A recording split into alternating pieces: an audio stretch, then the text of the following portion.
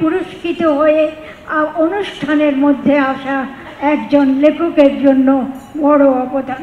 এই পুরস্কারের সূত্রগুলো আমাদের শিল্প সাহিত্যের জায়গাকে আলোকিত করে। এই আলোকিত হওয়ার সূত্র ধরে মাতৃভাষার জন্য জীবন উৎসর্গ করেছে বাঙালি এবং বাংলাদেশের জনপ্রিয় তরুণ লেখকরা। আজকে যাকে সাহিত্যের জন্য পুরস্কৃত করা হচ্ছে তাকে অভিনন্দন জানাই শুরুতেই, এবং তিনি পুরস্কৃত হয়ে আরও শুদ্ধ করে লিখবেন এবং সেই লেখার মধ্য থেকে নিজের পরিচর্যাও বাড়বে।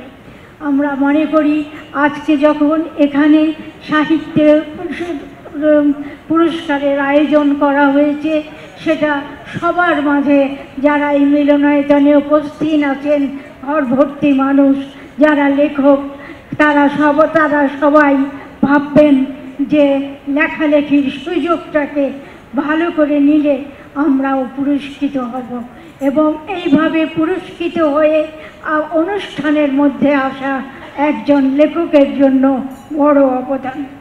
আমরা আজকে এখানে উপস্থিত হয়ে যিনি পুরস্কৃত হয়েছেন তাকে অভিনন্দন জানাই, যারা পুরস্কার দিচ্ছেন তাদেরকে অভিনন্দন জানাই, যেন এই পুরস্কারের সূত্রগুলো আমাদের শিল্প সাহিত্যের জায়গাকে আলোকিত করে।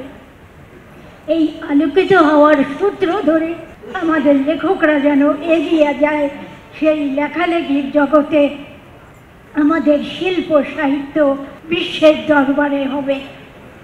আমি জানি আমরা আমাদের 21শে ফেব্রুয়ারি ইউনেস্কো ঘোষণা করেছে ওই দিনকে আন্তর্জাতিক মাতৃভাষা দিবস হিসেবে। নগদের কাছে সব গ্রাহকই প্রিয়, তাই তো সারা দেশে ক্যাশ আউট চার্জ সবচেয়ে কম। মাতৃভাষার জন্য জীবন উৎসর্গ করেছে বাঙালি এবং বাংলাদেশের জনপ্রিয় তরুণ লেখকরা।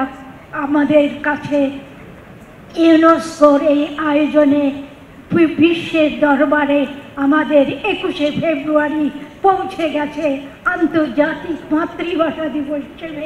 আমরা মনে করি এভাবে আমাদের আন্তর্জাতিক মাতৃভাষা দিবসের বড় জয়গান নিয়ে আমরা আমাদের শিল্প সাহিত্যের চর্চাকে বৃহৎ করে নিজেরা চলে যাব।